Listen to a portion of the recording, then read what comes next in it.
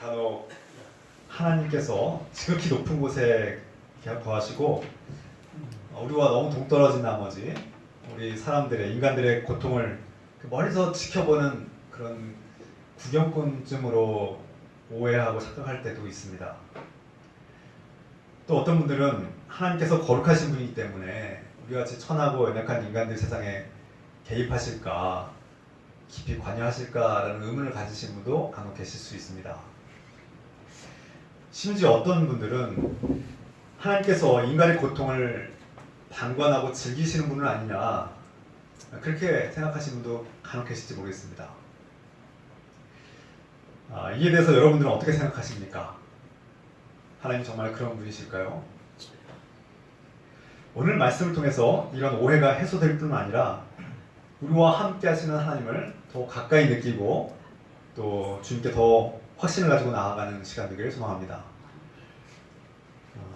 최초의 인간이 하나님 말씀에 불순종하고 죄를 행함으로써 하나님과의 관계가 파괴되고 단절되고 말았습니다. 창세기 말씀 통해서 우리는 알고 있죠. 이로써 모든 인류는 죽음이라는 대가를 치르게 되었습니다. 하나님께서 보시기에 좋은 세상은 파괴되었고 생명을 잃어버리고 고장난 세상이 된 것이죠. 죄악으로 얼룩지고 더럽혀지고 말았습니다.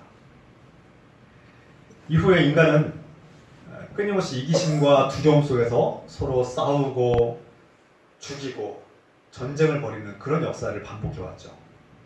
우리는 이것을 익히 알고 있습니다.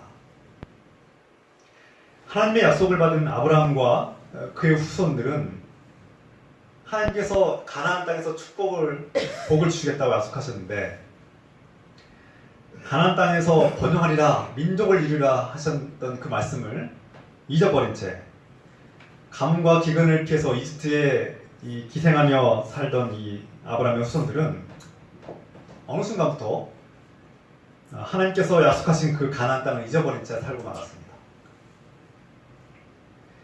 가나안 땅으로 돌아가야 될 때를 놓쳤고 돌아가지 않았으며 그저 이집트 문명에 안주하고 말았던 것이죠. 하나님의 약속을 잊어버린 것입니다.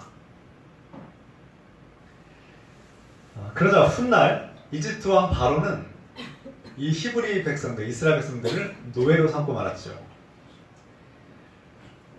바로 왕, 곧 이집트의 왕을 고대 사람들은 바로라고 불렀습니다. 바로는 궁전을 짓고 또 무덤과 거대한 무덤과 창고를 짓고 곧 남색, 비동 이런 피라미드와 같은 거대한 이 토목공사와 건축을 하는 일에 히브리 이스라엘 백성들을 동원하였고 강제 노동을 시켰습니다. 이 노동은 중노동이었습니다. 이 중노동으로 인해서 이스라엘 백성들은 몸과 마음이 피폐해졌고 고통을 겪었으며 영양은 부시해서 영양실조에 시달렸고 밤낮으로 이 휴식이 없는 삶을 살게 되었죠. 자연스럽게 가정도 건강할 수도 없는 피폐한 가정, 파괴된 가정을 유지했을 것입니다. 강제노동을 하다가 심각한 장애와 중상을 입기도 하고 또 죽기도 하는 일들이 빈번하게 일어났습니다. 병이 들거나 일을 하지 못하는 노약자들은 무실당하고 천대당하고 심지어 죽임을 당하는 일도 있었던 것이죠. 정말 사람 사는 세상이 아니었습니다. 이스라엘 백성들의 이 노동에 대해서 어떤 보상도 대가도 없었습니다. 한마디로 이스라엘 백성들의 삶은 짐승 같은 삶이었고 죽음 같은 지옥의 삶을 살았던 것이죠. 그렇게 이스라엘 백성들은 이집트 군대의 폭력 아래 무기력하게 짓밟혔고 고통 속에 신음하며 살았습니다. 이러한 짐승 같은 노예의 삶이 무려 400년이 넘도록 지속되었다. 그렇게 성경이 증언하고 있죠. 대부분 그렇듯이 이런 고통이 반복되고 지속되다 보면 사람들은 지치기 마련이고 절망하게 되고 이 고통과 오랜 세월 속에서 하나님마저 잊어버리고 의심하다 못해 절망에 빠져서 하나님이 우리를 버렸다고 생각했을 것입니다. 그렇지 않겠습니까? 1년도 아니고 수십 년, 수백 년이 지나면 사람들은 타성해졌고 하나님께서 과연 살아계신가? 하나님이 계신다면 왜 우리를 이 절망과 고통의 노예 삶에서 구하지 않는가? 이런 의문이 들지 않겠습니까? 저라도 그랬을 것입니다. 어떤 사람들은 하나님께서 자신들을 버렸다. 우리가 죄를 졌기 때문에 버린 것은 아니냐? 우리가 하나님께로 버림받은 것이 아니냐라고 포기하고 살았을지 모릅니다. 출애굽기와 민수기의 말씀을 보면 하나님의 능력과 기적과 구원을 경험한 백성들이 그럼에도 불구하고 하나님을 배반하고 하나님을 의심하고 하나님 말씀에 불순종하는 일들이 계속해서 반복됩니다. 한두 차례가 아니라 수십 번 반복되죠. 하나님의 기적과 능력을 경험했음에도 불구하고 하나님의 말씀과 거룩함을 경험했음에도 불구하고 이런 배반과 의심과 불순종이 끊임없이 반복되는 이스라엘 백성들의 모습을 볼 때 하나님의 기적도 없고 능력도 나타나지 않고 말씀도 없는 그 노예의 삶 속에서 이스라엘 백성들이 좌절하고 절망하면서 어쩌면 필연적이고 당연한 것 같습니다. 어둠이 깊어질수록 새벽이 가까워지듯이 절망이 깊어질수록 구원의 희망도 가까워졌습니다. 바로 모세를 통해서 이 구원 역사가 가까이 임했습니다. 모세는 어떤 사람입니까? 새가족들이나 새신자들 혹시 모르시는 분들이 계실까봐 모세에 대해서 잠깐 설명하겠습니다. 과거에 이 바로는 히브리 노예들이 번창하여서 이 인구수가 너무나 많아져서 이집트를 역전하고 반란을 일으킬까봐 두려워했습니다. 그래서 이 히브리 이스라엘 백성들이 아기를 낳을 때 남자아이를 낳으면 죽여라 그렇게 지시를 내렸고 어린아이들을 실제로 죽였고 또 산파들을 통해서 어린아이들이 탄생하면 그 자리에서 죽이도록 그렇게 명령했습니다. 끔찍한 일이죠. 그때 이 모세의 부모는 사랑하는 아기 모세를 몰래 낳았는데 발각될 위기가 닥쳐왔습니다. 아이가 이제 막 울기 시작하고 이렇게 좀 더 커가면서 그 당시에 남자애들 다 죽이는 그런 정치적 상황 속에서 숨기는데 한계를 이제 알고 이 모세를 살리기 위해서 갈대 상자를 만들고 그 갈대 상자에 아기를 넣고 나일강에 띄워보내게 되죠. 여러분, 이 아기를 갈대 상자에 넣어서 띄워보내는 부모의 심정 어떻겠습니까? 그리고 이 넓은 나일강에서 아가들이 우울거리는 그 나일강에서 이 갈대 상자에 놓인 아기의 운명이 어떻겠습니까? 그 부모는 이 모세, 이 아기의 운명을 하나님께 내가 맡긴 것이죠. 과연 그가 살아남을 수 있을 것인가? 그가 살아남는다면 하나님의 은혜와 기적인 것이죠. 그런데 그 기적이 일어났습니다. 놀랍게도 이 갈대 상자의 아기는 강물에 빠지지도 않고 아버지의 밥도 되지 않은 채 둥둥 떠가서 그 당시에 바로 왕의 딸 공주가 목욕을 하고 있는 곳으로 이렇게 떠내려간 것입니다. 바로 왕의 딸 공주가 이 갈대 상자를 보고 이 아이가 살아남기 위해서 갈대 상자에 이렇게 떠내려온 이 히브리 백성들의 아이구나라는 것을 금세 알았겠죠. 그런데 그 공주는 그 아기를 몰래 키웁니다. 이것이 하나님의 은혜죠. 그런데 어른이 된 모세가 장차 커서 어른이 됐는데 자신의 정체성을 깨닫게 된 거예요. 여러 가지 계기가 있었을 것입니다. 자신의 정체성이 히브리 이스라엘 백성인 것을 깨닫고 많은 방황과 갈등을 했을 것입니다.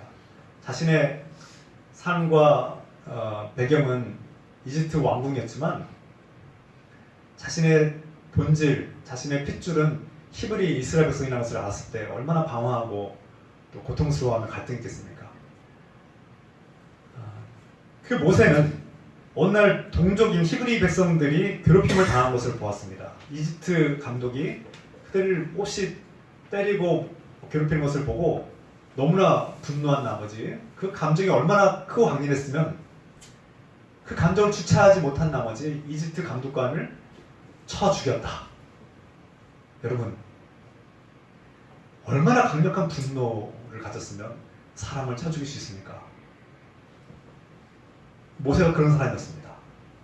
얼마나 고통스럽고 괴로웠으면 또 자신의 동족을 사랑한 나머지 그 강렬한 감정을 주체하지 못해서 이집트 감독관을 죽인 거예요. 결국 살인이 발각되었고 모세는 미디안 광야로 도망쳤다고 성경이 기록하고 있습니다. 미디안 광야는 불모지입니다.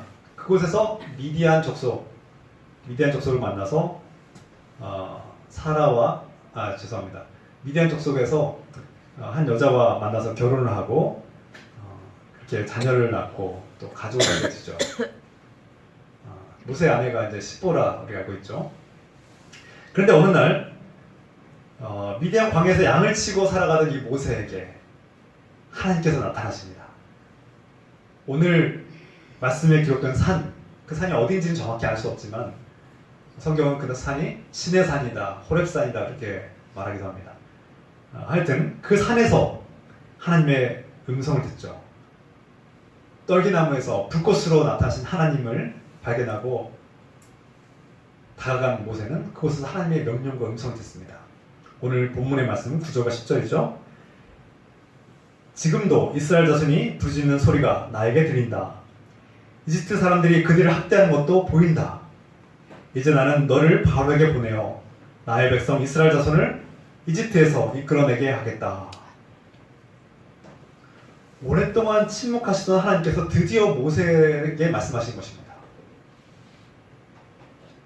하나님께서 그토록 바라고 갈망하던 이 자유와 해방을 주시겠다고 약속하신 것이죠. 여러분, 얼마나 기쁩니까?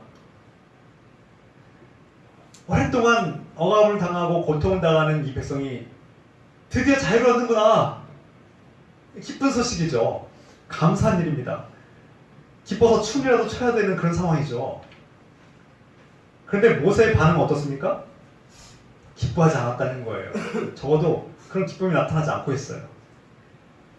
오히려 모세의 반응을 보면 걱정하고 두려워하고 거부하는 모습이 나타납니다. 11절 말씀 같이 읽어보겠습니다. 11절 모세가 하나님께 아뢰되 내가 누구에게 바르게 가며 이스라엘 자손을 애굽에서 인도하여 내니까. 이 모세의 반응은 참 부정적인 것 같습니다. 저는 모세가 이 말을 할 때 어떤 생각과 감정으로 이 말을 했을까 이렇게 깊이 묵상을 했습니다. 모세는 너무 오랫동안 절망에 익숙해졌고 이스라엘 백성들에게 희망이 없어. 아마 체념하고 패배의식에 사로잡혀 있던 것이 아닌가 여겨집니다. 모세 입장에 서서 한번 생각해 보았습니다. 내가 모세였다면 어땠을까? 아마 이렇게 생각했을 것입니다. 주님, 저는 위대한 광야에서 양이나 치는 목동에 불과합니다. 이 보잘것없는 목동이 감히 저 거대한 제국의 왕 바로에게 가서 자, 노예로 살고 있는 이스라엘 백성들을 풀어주십시오. 가나안 땅으로 보내십시오. 이렇게 하면 듣겠습니까? 이런 마음이 들지 않았겠습니까? 이런 뉘앙스가 담겨 있는 것 같아요. 하나님께서 저에게 이집트 군대를 물리치시는 더 강력한 군대를 저에게 주신다면 모를까. 그래도 사실은 될까 말까 한데 저 혼자 가서 바로에게 이집트 노예들을 풀어주라고 얘기하면 되겠습니까?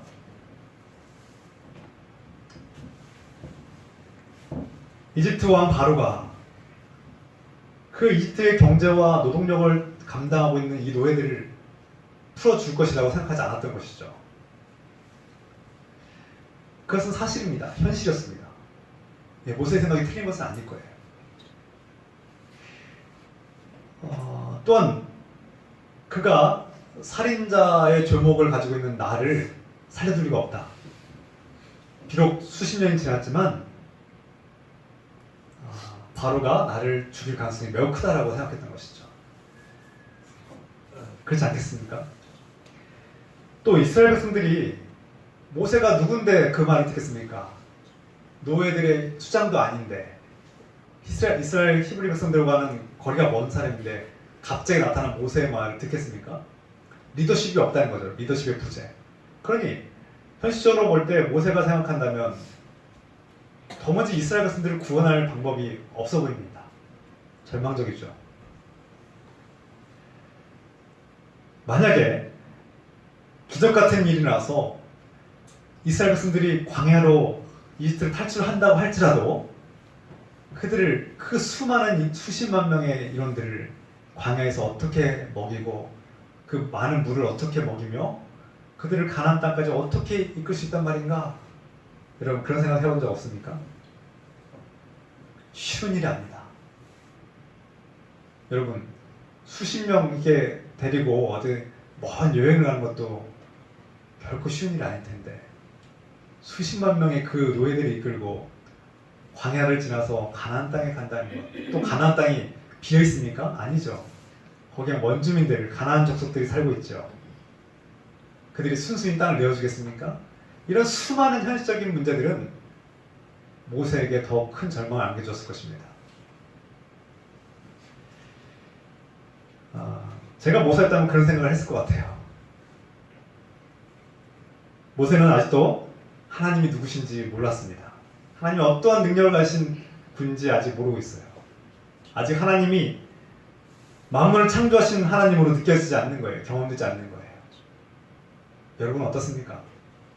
여러분은 하나님께서 우주 만물을 창조하신 분으로 믿고 느껴지십니까? 할렐루야. 하나님께서 이스라엘 백성을 얼마나 사랑하시는지 또 모세를 얼마나 사랑하시는지 그는 아직 모르고 있습니다. 갑자기 하나님 40년 동안 80년 동안 나를 내버려 두시더니 이제야 나타나셔서 갑자기 이집트로 돌아가서 저 이스라엘 백성들을 구원하라고요? 받아들이기 어려웠을 것입니다.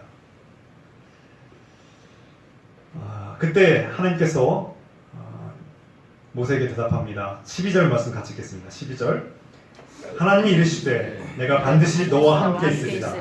내가 그 백성을 애굽에서 인도하여 낸 후에 너희가 이 산에서 하나님을 섬기리니 이것이 내가 너를 보낸 증거니라. 내가 너와 함께 할 것이다. 내가 너와 함께 한다.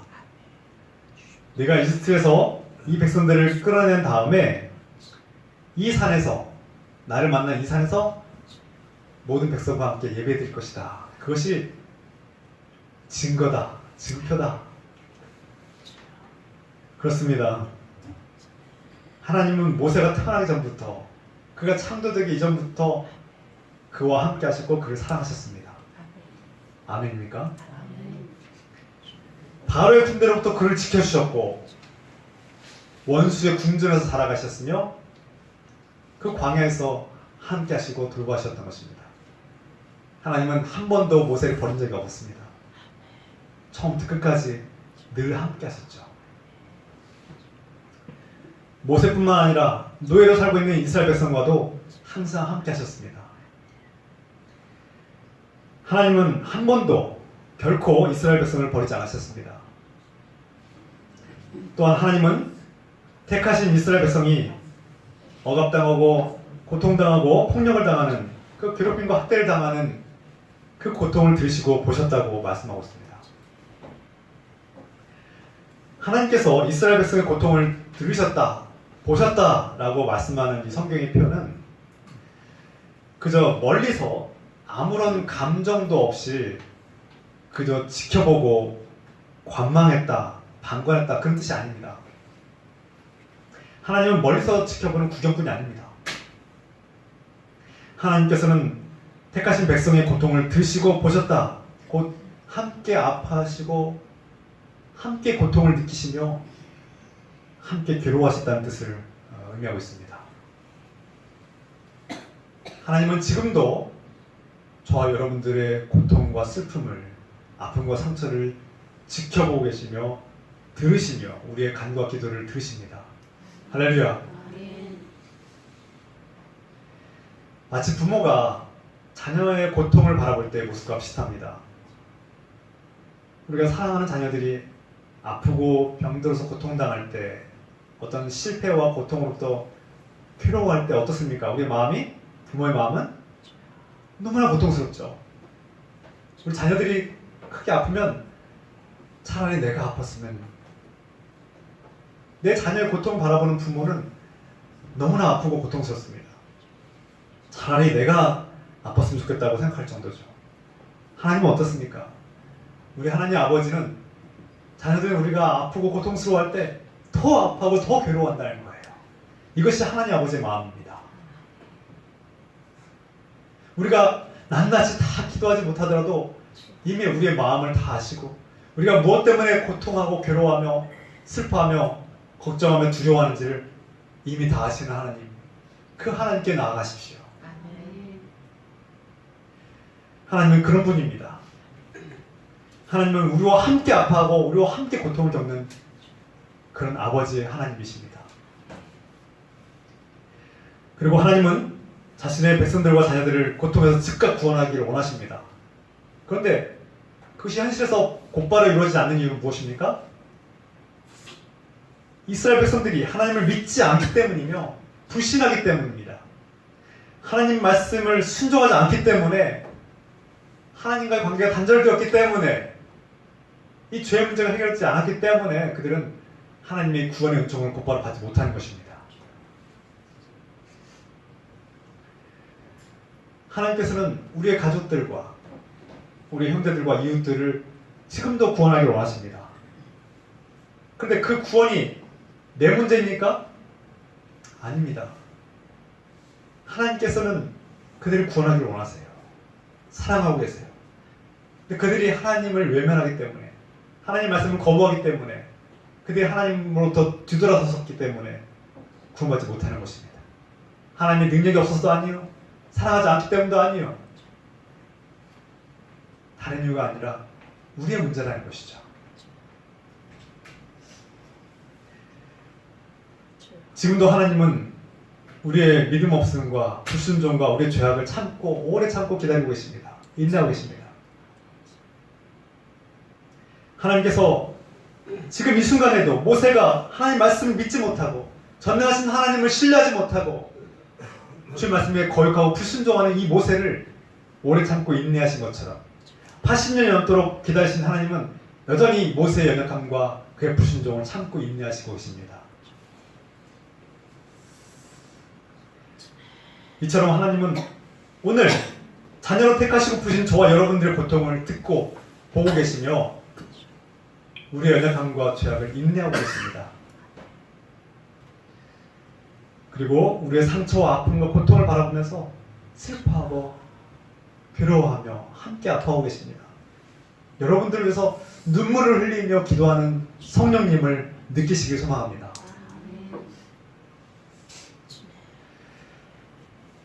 오늘 말씀을 마무리하고자 합니다. 우리나라 이 대한민국은 일제로부터 식민지배와 또 억압과 폭력을 당한 그런 뼈아픈 고통과 슬픔을 가진 역사가 있습니다. 여전히 그 고통의 기억들과 잔재들이 남아있죠. 아직도 완전히 해결되지 않았습니다. 일제가 한반도에서 행한 착취와 폭력과 음행과 이 살인과 같은 수많은 죄악들을 우리가 셀 수 없죠. 지금도 그 과거의 고통들이 남아있어서 우리를 괴롭게 하고 우리를 슬프게 하고 분노하게 할 때가 있습니다. 그들은 여전히 사과하고 있지 않고 어떠한 보상도 하지 않으려고 합니다. 오늘 일제 포갑에 저항하며 독립만세를 외치고 3.1절 독립만세를 외친 3.1절 100주년을 기념하는 주일로 또한 예배를 드립니다.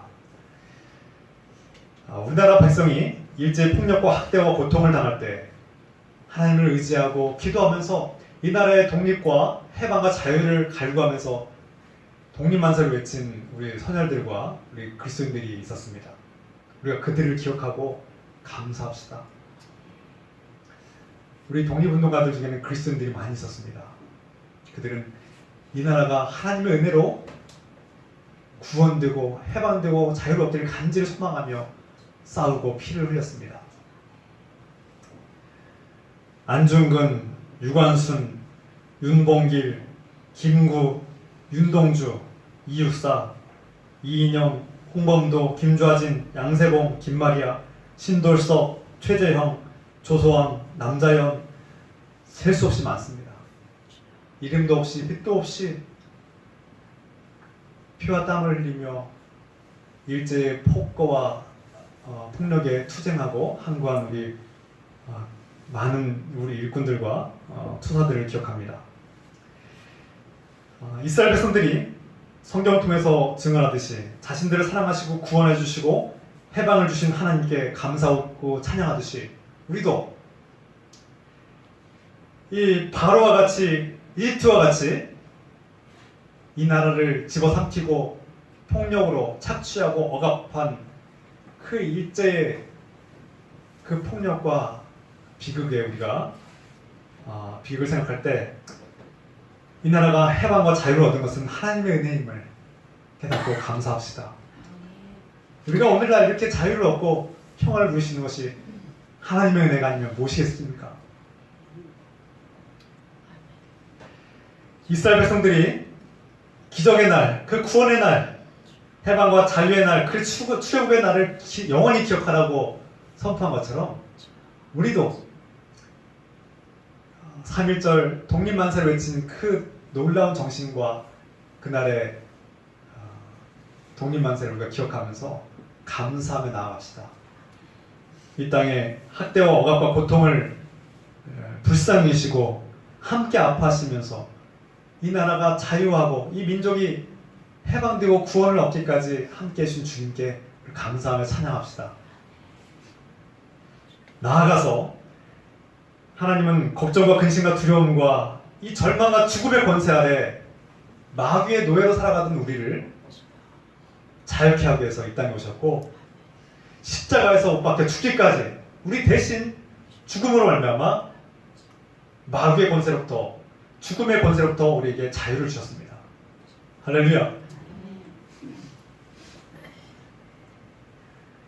하나님 아버지는 우리를 사랑하시고 우리의 고통과 아픔을 보시고 아파하시면서 우리에게 그 사랑하는 외아들 예수 그리스도를 아낌없이 내어주셨습니다. 저와 여러분을 위해서 그 아버지의 사랑이 느껴지고 경험되길 소망합니다. 이 말씀을 통해서 우리를 사랑하시고 우리가 세상에서 당하는 고통, 끊임없이 걱정과 근심과 두려움 속에 불안에 떨며 살아가고 있는 우리를 불쌍히 여기시고 눈물을 흘리며 죄악과 죽음의 권세로부터 우리를 구원하기 위해서 지금도 기도하며 눈물을 흘리며 아파하시는 주님의 마음, 하나님 아버지의 마음을 느끼고 주님께 나아가는 저와 여러분 되시기를, 그런 감사와 기쁨이 샘솟는 주님의 자녀들이 되시기를 우리 주 예수 그리스도의 이름으로 축원합니다. 기도합시다. 우리 함께 오늘 주신 말씀을 붙잡고 순종하며 실천하며 나아가기를 함께 기도합시다. 주여